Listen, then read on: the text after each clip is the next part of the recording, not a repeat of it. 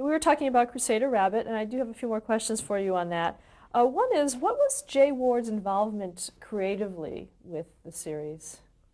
Well, Jay did he did keep a gag file. He worked. I one of the things that uh, everybody had to do everything. There was nobody who didn't try to fill it. And one of the things Jay did get involved in was keeping a gag file. We all of us would come in with clippings of gag cartoons things, and one of Jay's assignments was to catalog them all by subject matter and so on. So that was one thing that Jay was involved in. Jay, um, my uncle Paul had told me, he says, you don't have to lay an egg to tell a good one from a bad one.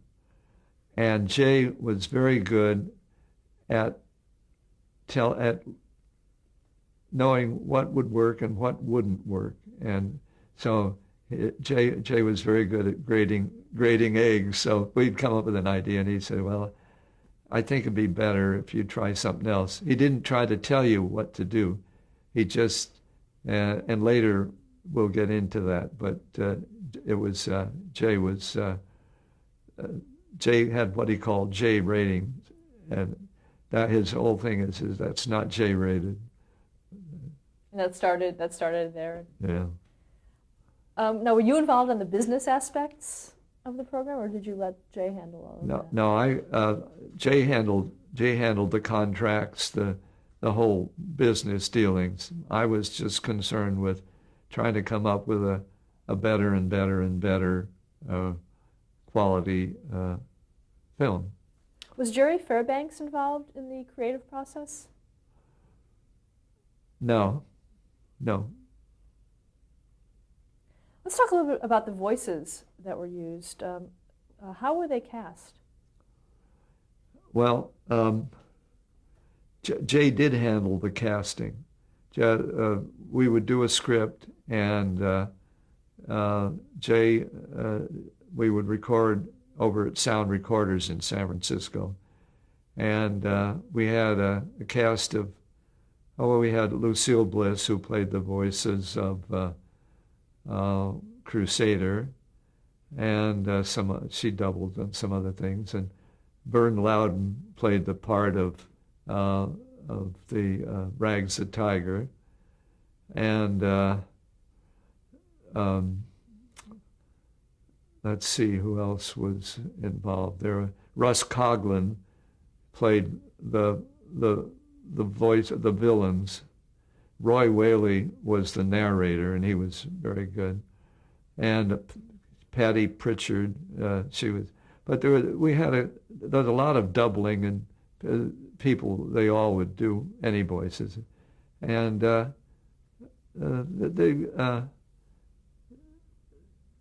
it was again, they were good. It was.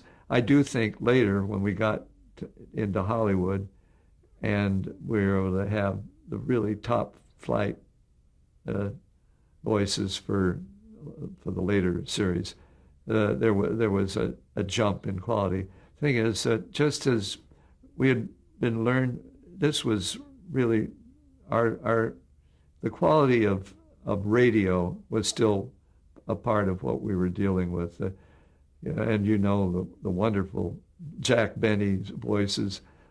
You could build your own picture. You didn't have to see anything. And so a voice that has quality, talent, a talented voice can really create what's going on inside.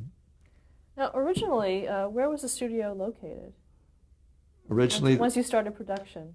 We started production, and we started on 2733 Stewart Street in a studio behind where my Aunt Carrie and my parents lived. We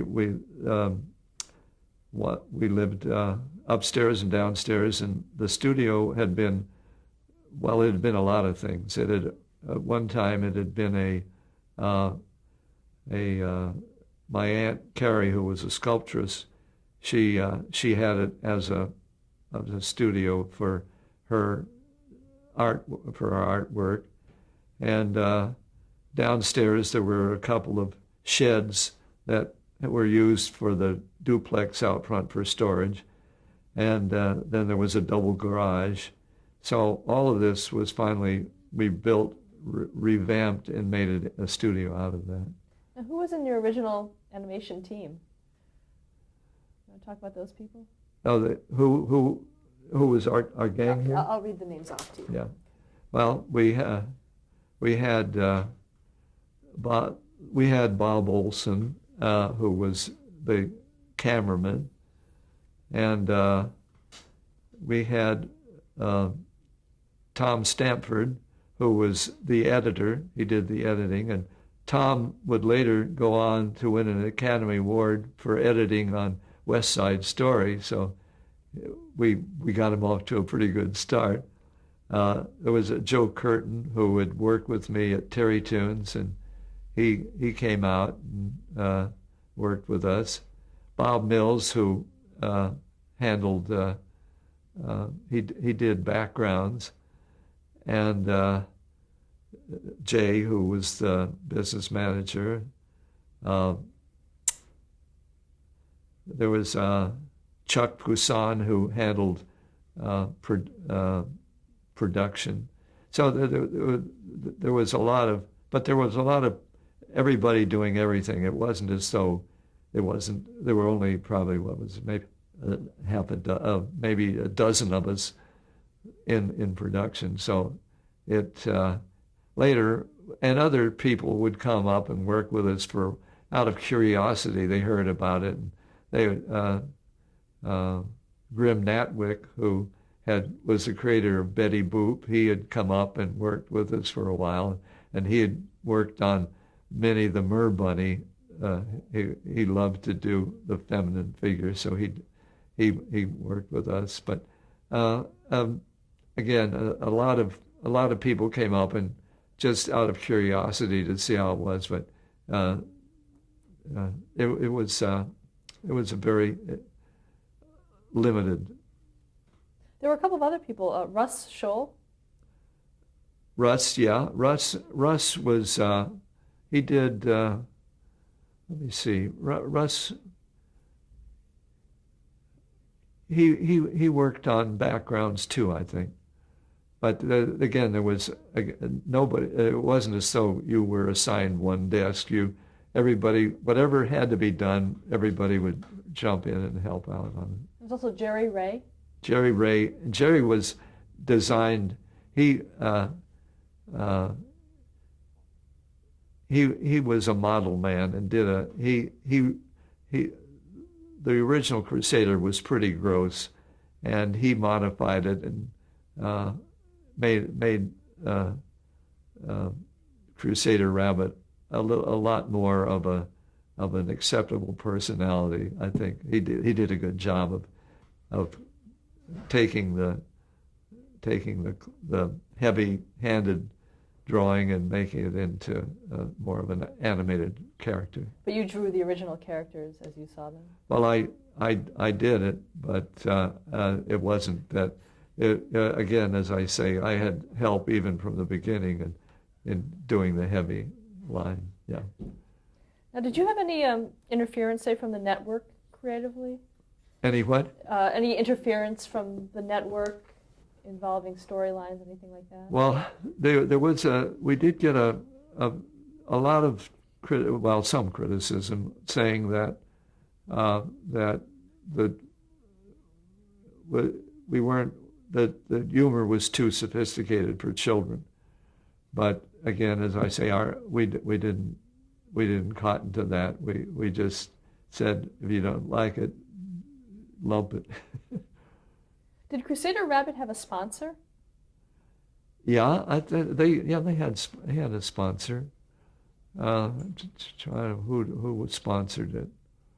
Again, it would be sponsored by different. It wasn't like a national sponsorship. Crusader would be sponsored by certain firms in some areas, but not necessarily across the board sponsorship. And why did the series go off the air? I'm sorry. Why did the series go off the air? They didn't renew. We had done, NBC had renewed 3 times, and then the feeling was that it just wasn't paying. There wasn't enough money coming in to sustain it. And so our feeling was that we would take close the studio, and even during the last of the series, we had gone down to L.A. to finish off maybe some of the final, so that the studio in essence closed up shop in 1950. Now, why did you feel that it was necessary to move to L.A.? To do what? To move to L.A. Well, because there was a greater source of quality people down there to help out, and so the getting people to come up and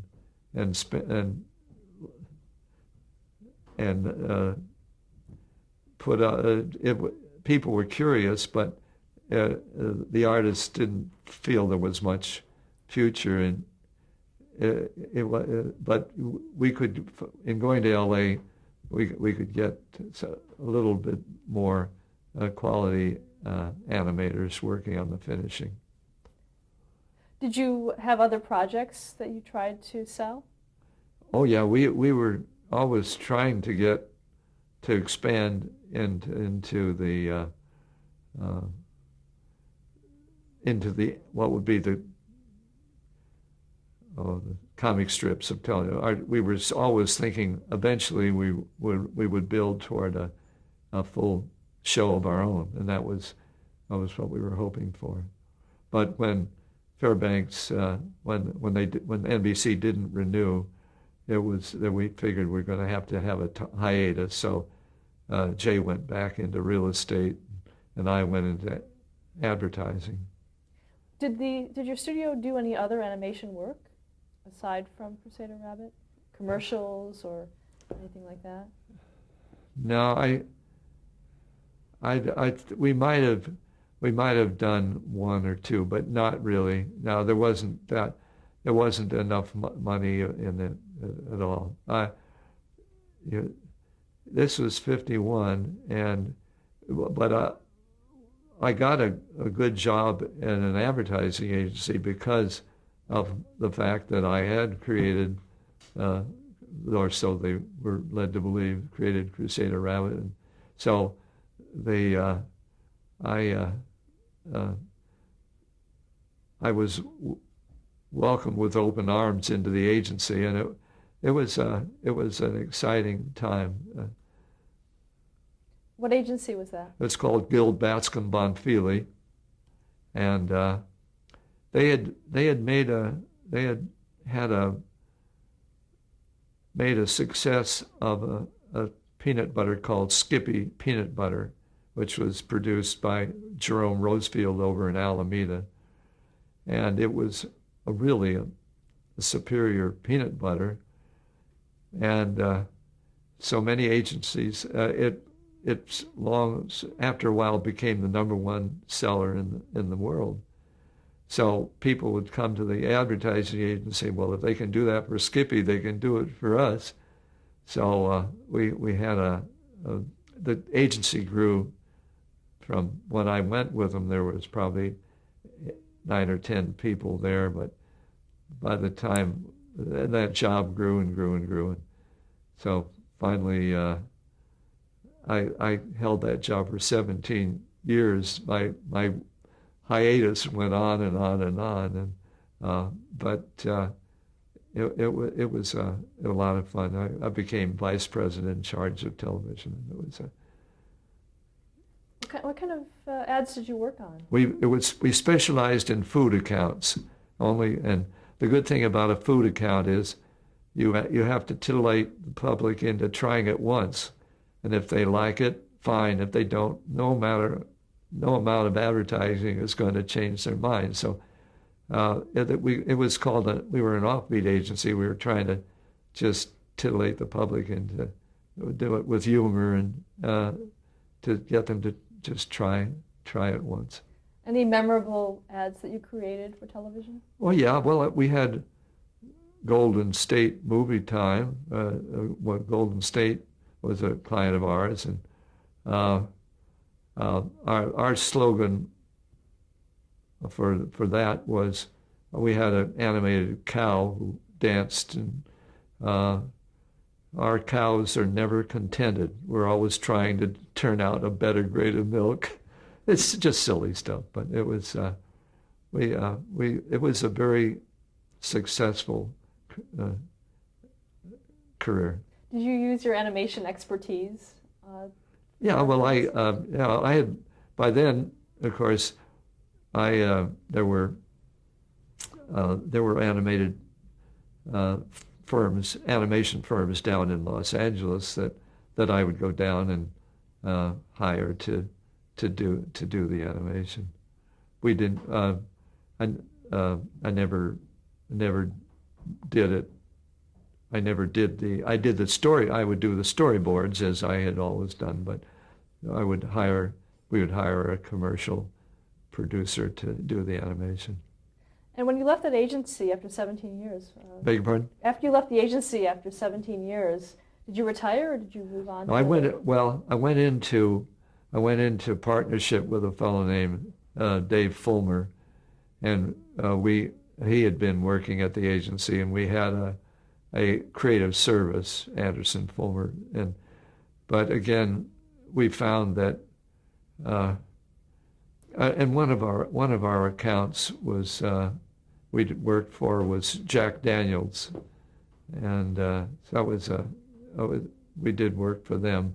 But Dave was a musician, and he developed the Jack Daniels Silver Cornet Band that would travel the country trying to get college kids to start drinking whiskey. But in any event, after about 19, well, that would take us up to about 1970, 69. And that was when Jay approached me and said, why don't you come back and work with us at the agency? And I said, I just don't want to live in LA. And he said, well, you can live anywhere you want, but and you can just come down and do the stuff. And so I said, okay, you got a deal. So that's when I moved to Pebble Beach, and I've been here ever since. Okay, let's go back now to what happened to Crusader Rabbit after you closed Television Arts. Crusader Rabbit, the films, Fairbanks went bankrupt. Fairbanks, and apparently there was a foreclosure by NBC, and he had borrowed something like $500,000, and there was still $990,000 still due on it. So they foreclosed and put the films up for public auction. And a fellow named Shul Bonsall bought the Crusader Rabbit series, the 195, with the idea that he wanted to run them and produce more. And when the deal closed, he discovered that while Fairbanks owned the films, Television Arts still owned the copyrights to the Crusader Rabbit and all the other properties. And so he said, well, what can we do to resolve this? And we said, well, why don't we sell you Television Arts Productions, and that way you'll own the copyrights. But the corporation still owed me some $790 or something, and so I struck a deal. They said he wanted to get the corporation free of any indebtedness. So I said, well, why don't I'll buy the characters I had developed that hadn't ever been produced. And that was fine with him. He just wanted the rights to Crusaders. So I bought all the Dudley Do-Right of the Mounties and Bullwinkle and Rocky and all the other properties, and as well as the camera stand and everything else. I bought that out for the $790, and that gave him the right to go ahead and produce the series further. And I understand he did produce some color TV shots, but it never seemed to go anywhere. But anyway, having acquired the other, I turned around and sold Jay Ward a half interest for $390 in those characters that he wanted to go ahead and tackle. So that was probably in 1950. Let's see, that would have been about 1957 or 6 or 7, somewhere in there. Now, did you have any interest in producing those yourself? Well, as I say, I was so happy with I didn't want to go live in L.A., and I was very happy with the job I had in the advertising agency. So I thought it's a lot better life than that one. But in any event, they wouldn't. They said I had. He approached. I think he approached Jay. He probably approached General Mills, I think, to see if he could get sponsorship for a new series, and they said they would be interested only if I was involved. So I agreed. He said, "We'll make a deal if you will act as a supervisor. You'll look at the films and make judgmental calls and so on." So that was that enabled them to go ahead with the deal. That deal was the Bullwinkle show? So I agreed to supervise and to give comments and so on. Not that I was asked to do it that much, but I was given so much an episode just to review what was being done and to give my input. And that was, I guess, because they felt that I had somehow been responsible for the original concepts. Let's talk about the original concepts. Talk about the creation of those characters. Well,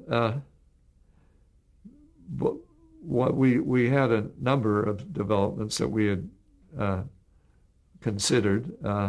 I had worked on Mighty Mouse back at Terry Toons, and I thought that I never understood how a mouse could fly, or I didn't. Terry Toons actually, obviously, was a parody on Superman. In fact, when they first came out with Mighty Mouse, they called it Super Mouse, and the creators of Superman complained, so Uncle Paul changed the name to Mighty Mouse, but I never still understood quite the whole thing. But it did occur to me that there was a squirrel, a flying squirrel, and I thought that would be closer to reality, and it might give me something to work with. So that was when I created the concept of Rocky the Flying Squirrel, and he had to have a teammate, and I thought, well, the squirrels are up in the North Woods. Maybe a moose would be a good possibility. So I came up with Bullwinkle the moose. There was a fellow named Clarence Bullwinkle who had a used car lot in downtown in Oakland, and we used to drive by there, and I thought Bullwinkle was such a funny name because bull is usually followed by something other than, not quite as appropriate as winkle, so it was a joke in itself. So after Clarence Bullwinkle, I named the moose Bullwinkle. Did you have a sense of their personalities? I beg your pardon? Did you have a sense of their personalities? Well, I didn't. I think we had never gotten into doing. It was only in terms of concept, and I probably didn't develop it as thoroughly. I had thought that it was a group of animals up in the North Woods that would, at Frostbite Falls, we call it, that would be putting on a TV series that would give us a chance to parody other television shows that were on the air. And but later, when Jay decided to take it down to South, Bill Scott, who was working with him. Bill had come in from UPA and was a very talented, clever guy, and he decided that it would be better to have Boris Badenov and Natasha as the antagonists, and so it was his concept, and he stole Boris and Natasha from the Addams Family. You have to steal from anybody you can, and there's obviously a lot of thievery going on. We call it adaption, but anyway, that was that concept. Let's stop here to change the tape. Okay.